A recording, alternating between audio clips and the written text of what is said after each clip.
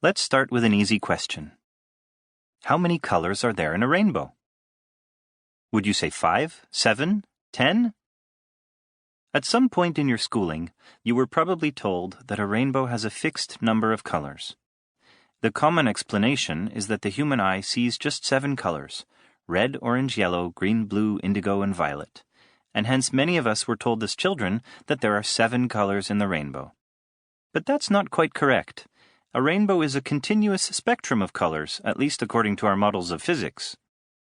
To cope with complicated ideas such as this, an infinite number of colors, the mind simplifies, placing the physical reality in a more conveniently sized, manageable box. Boxes can include, among many other things, ideas, approaches, philosophies, tactics, theories, patterns, and strategies. Every human idea can be expressed and/or interpreted through numerous mental models or boxes. Your brain constantly uses boxes and cannot do otherwise to make it possible for you to cope with and process reality. The world confronts us with an infinite array of people, places, and objects. We use patterns and systems to simplify these and categories to organize them. We all have boxes of many different sizes.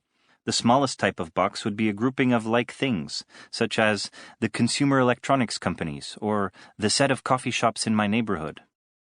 Examples of slightly bigger boxes include stereotypes or judgments.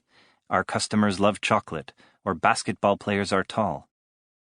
A paradigm is a box so big, for example, democracy or freedom, that sometimes you don't even realize it's still just a box, like being on a boat so big you forget you're at sea.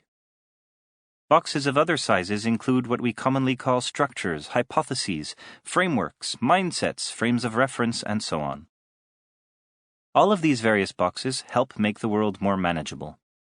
Every one of us constantly takes the broad variety of experiences we have and information we observe and reduces them to segments or categories, boxes with which we try to make sense of things. But even the most seemingly obvious and widely shared boxes should not be confused with reality. Accounting is always just a snapshot of the past, not an accurate representation of the present. Dividing up your customers into market segments is an often useful distortion that relies upon artificial distinctions and generalizations. In addition to being simplified, a box is your mind's fuzzy representation of reality. You might have a seemingly solid image of the Google logo in your mind, of primary colors for the 6 letters. But could you say with certainty which colors appear twice?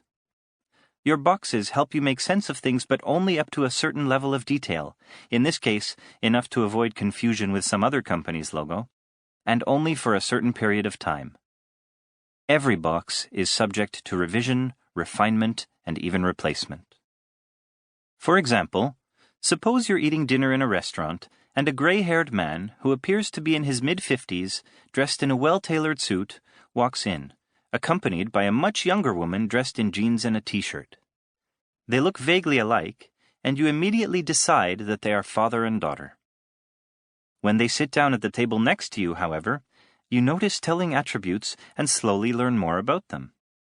Perhaps the man presents the young woman with an investment opportunity, and you decide she is a wealthy client of his. Perhaps they hold hands and you decide they are spouses. Or they're trying to distract you while their colleague steals your wallet. Regardless, you cannot avoid settling on an explanation. You cannot avoid building boxes. The same kind of serial deciding occurs all the time in business. Suppose your CEO appoints a new CFO in a surprise announcement that thanks the former CFO for her service and praises her desire to spend more time with her family. You may take this announcement at face value, or you may decide there was too much tension between the departing CFO and the CEO. Perhaps later at the water cooler, you hear rumors of fiscal impropriety, and a few days later new expense reimbursement regulations are announced, and so you decide the old CFO was padding her expense account. Or perhaps you are told of an emergency board meeting where the CEO was apparently fighting for his job, and hence you decide that the CFO was offered up by him as a sacrifice. When we see news of an airplane crash in Africa or a merger between 2 companies, we immediately come up with a rationale for how and why these events happen. And as all of these examples show, your interpretation of reality evolves as you gather data. Much as scientists develop working hypotheses that after investigation they modify into more definitive theories, you reshape and refine your boxes based on the new information. When refinement is not enough, for example, if some fresh observation is completely incompatible with your existing boxes, a fundamentally different box may be required. Moreover, relying upon just one box is generally not sufficient. The complexity of the world requires you to constantly juggle multiple theories, models, and strategies.